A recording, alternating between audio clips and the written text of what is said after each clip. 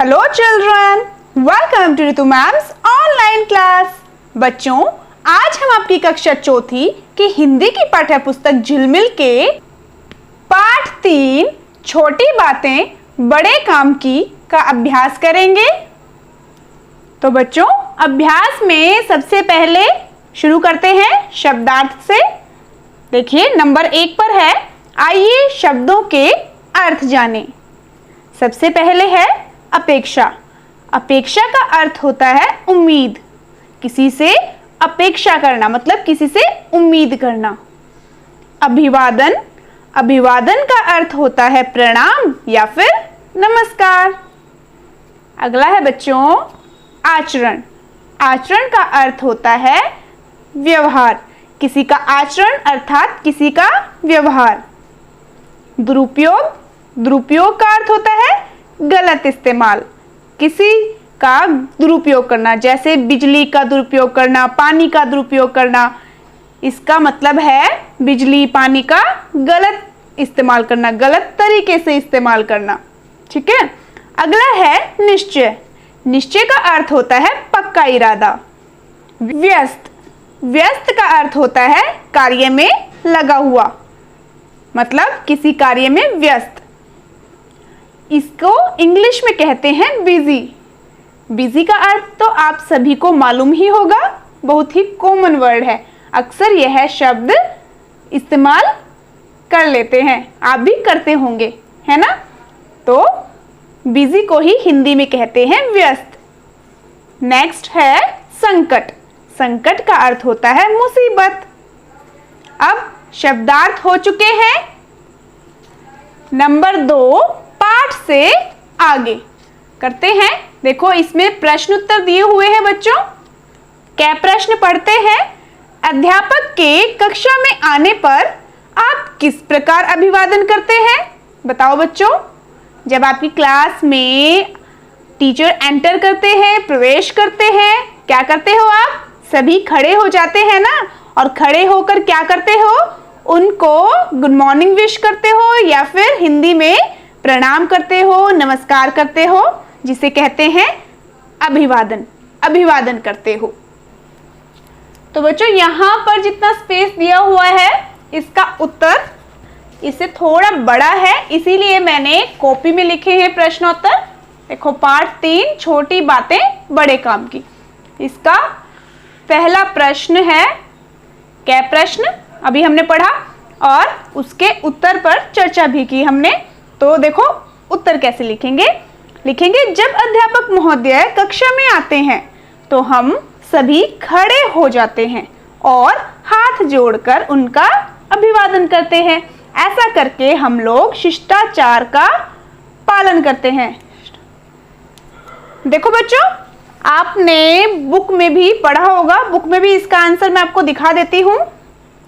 देखो बच्चों, page number 13 पर यहां से यहां तक, यहां से शुरू करेंगे। देखो लिखा है ना, अध्यापक महोदय के आने पर तुम उठकर खड़े हो जाते हो और हाथ जोड़कर उनका अभिवादन करते हो। इस प्रकार तुम शिष्टाचार का पालन करते हो।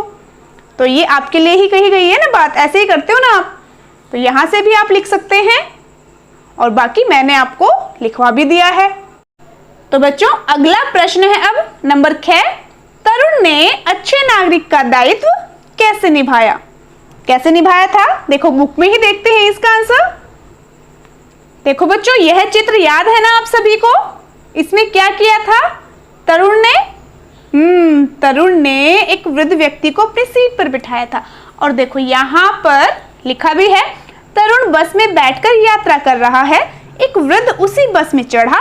बस में बैठने का कोई स्थान खाली न देखकर वृद्ध एक और खड़ा हो गया।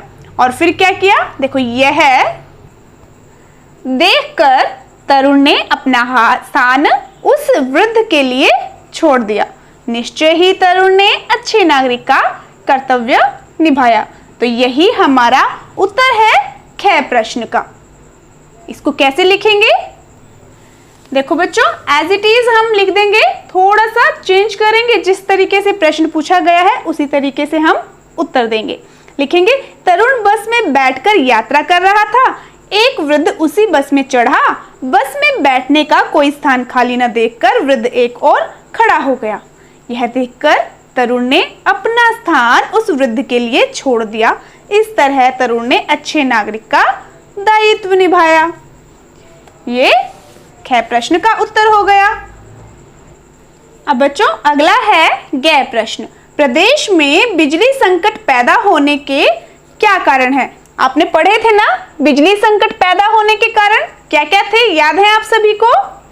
याद करो।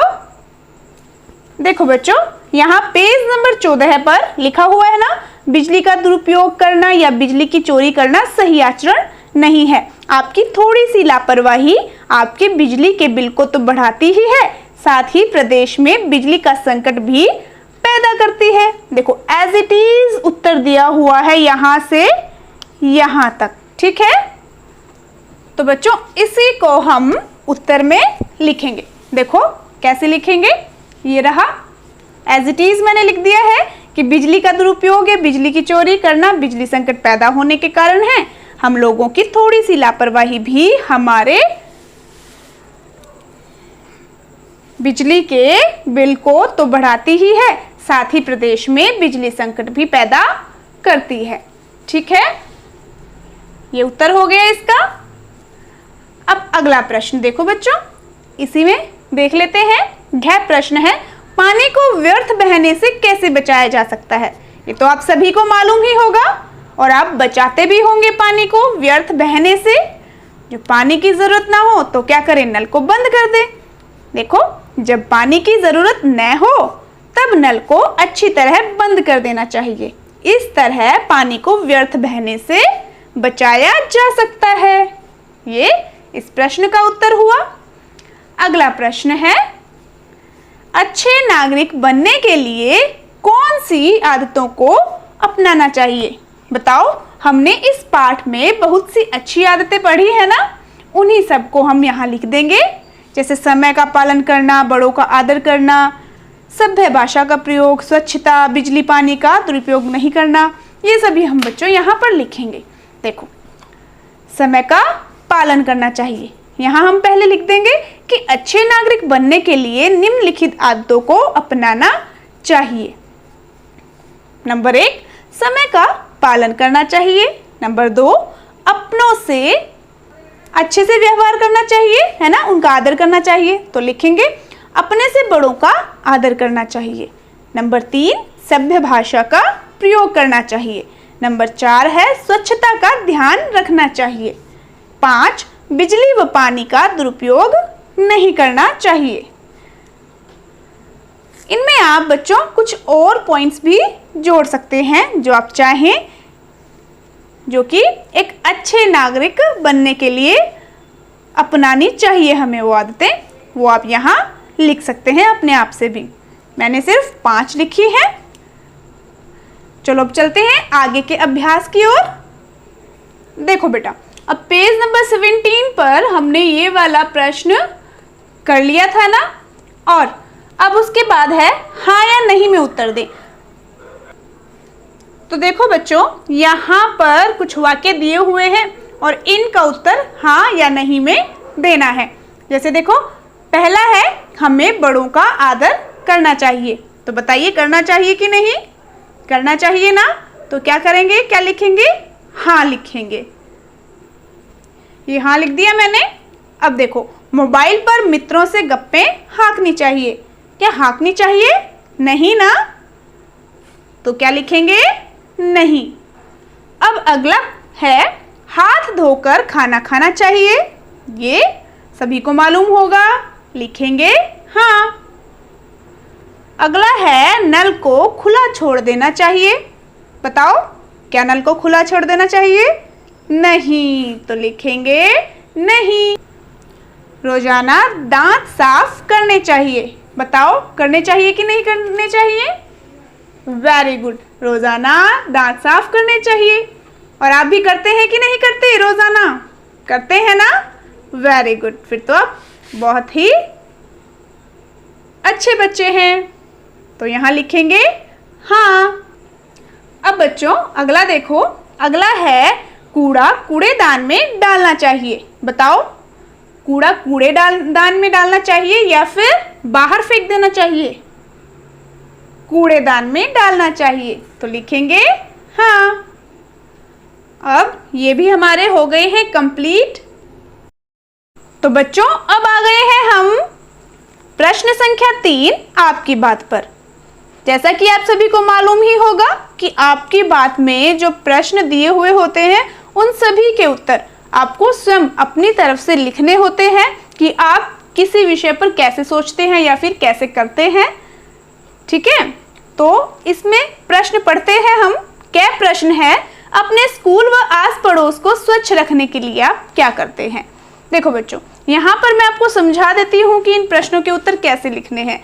आपको इन प्रश्नों के उत्तर स्वयं लिखने हैं और नेक्स्ट वीडियो में मैं आपको समझा दूंगी, फिर अच्छे से लिखकर भी बता दूंगी किस तरीके से आपको लिखना है। पर यहाँ पर आपको पहले क्या करना है, आपको स्वयं अपने आप से इन प्रश्नों के उत्तर लिखने हैं। ठीक है, तो देखो बेटा, तो हम इस प्रश्न पर थे ना, तो बताओ आप क्या करते हैं? आप जो जो कार्य करते हो अपने स्कूल व आस पड़ोस को स्वच्छ रखने के लिए वो आपको इसमें लिखने हैं। जैसे उदाहरण के तौर पर कूड़ा करकट किस में डालते हैं हम? कूड़ेदान में डालते हैं। और टॉफी खाते होंगे स्कूल में या फिर कुछ भी खाते हैं, कागज हो या फिर पेंसिल शार्प करते हैं ना, तो पेंसिल स्क्रैप्स कहाँ डालते हैं? डस्टबिन में डालते हैं, कूड़ेदान में डालते हैं। तो वो सभी आपको इसमें लिखने हैं। ठीक है, स्कूल और आस पड़ोस के लिए भी। अपने फ्रेंड्स को भी जागरूक करते होंगे कि हमें स्वच्छता का ध्यान रखना चाहिए, सफाई रखनी चाहिए, है ना। तो और भी पॉइंट्स आपको जितने हो सके उतने लिखने हैं। अगला देखिए बच्चों, आप अपने घर में पानी व बिजली की बचत कैसे करते हैं? जैसे भी करते हैं वो आपको लिखना है। जैसे पाठ में था ना कि जरूरत न होने पर बिजली व पानी दोनों ही हमें बंद कर देने चाहिए। पानी मतलब नल हमें अच्छी प्रकार से बंद कर देना चाहिए। उसको अच्छी प्रकार से क्यों कहा मैंने? इसीलिए क्योंकि कई बार क्या है, पानी बूंद बूंद भी टपकता रहता है। पानी की तो बूंद बूंद भी कीमती है ना बच्चों। चलो ये भी आप स्वयं करेंगे। अगला पढ़ते हैं प्रश्न गैर पाठ के अलावा और कौन कौन सी अच्छी आदतें हैं जिनसे हम समाज का भला कर सकते हैं? बताओ बच्चों, कौन कौन सी अच्छी आदतें हैं? जो भी अच्छी आदतें हों आप लिख लेना। ठीक है, सोच के, खुद से सोच के लिखनी है। जैसे भीड़ वाले इलाके में, भीड़ वाली जगह पे धक्का मुक्की न करना, बस में चढ़ते वक्त धक्का मुक्की न करना, और भी कुछ होंगे आप स्वयं करना। ये आपका होम असाइनमेंट है। ठीक है, यह प्रश्न है, कोई ऐसी घटना बताएं जिसमें आपने किसी की मदद की हो, मदद करने के उपरांत आपको कैसा महसूस हुआ, यह आपको लिखना है। ठीक है, उस घटना के बारे में और आपका कैसा महसूस हुआ, कैसा फील हुआ हेल्प करने के बाद। अगला है मोबाइल के सदुपयोग व दुरुपयोग पर चर्चा करें। देखो बेटा, सदुपयोग क्या होता है? सदुपयोग होता है अच्छा प्रयोग और दुरुपयोग होता है गलत प्रयोग। तो आपको दोनों के बारे में लिखना है कि सदुपयोग क्या है और दुरुपयोग क्या है मोबाइल का। ठीक है, अगला है आपके घर में किस बल्ब का प्रयोग किया जाता है? यह भी पता करें किस बल्ब के प्रयोग से बिजली की बचत की जा सकती है। देखो बेटा, बल्ब कैसे कैसे टाइप के होते हैं, किस किस प्रकार के होते हैं? CFL होते हैं, LED होती है ना। तो यही आपको यहाँ लिखना कि किस बल्ब का प्रयोग किया जाता है। ठीक है, चलो आज के लिए बच्चों इतना ही काफी है। इन प्रश्नों के उत्तर जरूर लिख कर लाना। नेक्स्ट वीडियो में मैं अच्छे से बता दूंगी कि लिखने किस प्रकार से हैं, पर उससे पहले मैं चाहती हूँ कि आप स्वयं करके देखें। ठीक है, और हाँ, अगर आपने अब तक मेरा चैनल सब्सक्राइब नहीं किया है तो चैनल को सब्सक्राइब जरूर कर लें और उसी के साइड में जो बेल आइकन है उसको जरूर प्रेस करें ताकि मेरी आने वाली सभी वीडियोस की नोटिफिकेशंस आपको मिलती रहे। तो मिलते हैं बच्चों नेक्स्ट वीडियो में, तब तक के लिए बाय बच्चों।